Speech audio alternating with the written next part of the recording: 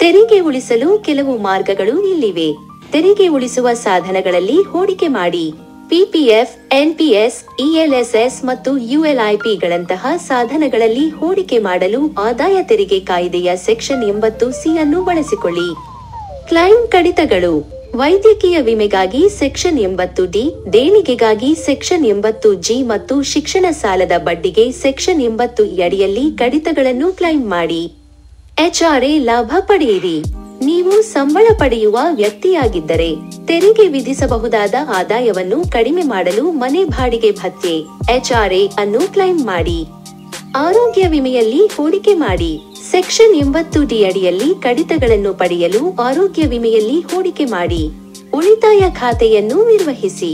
Section 80TTA ಅಡಿಯಲ್ಲಿ ಕಡಿತಗಳನ್ನು ಪಡೆಯಲು ನಿಮ್ಮ ಉಳಿತಾಯ ಖಾತೆಯನ್ನು ಸಕ್ರಿಯವಾಗಿರಿಸಿ.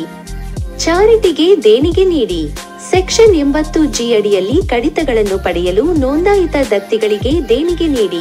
ಪಿಂಚಣಿ ಯೋಜನೆಯಲ್ಲಿ ಹೂಡಿಕೆ ಮಾಡಿ. ಸೆಕ್ಷನ್ 80CCC ಅಡಿಯಲ್ಲಿ ಕಡಿತಗಳನ್ನು ಪಡೆಯಲು ಪಿಂಚಣಿ ಯೋಜನೆಯಲ್ಲಿ ಹೂಡಿಕೆ ಮಾಡಿ.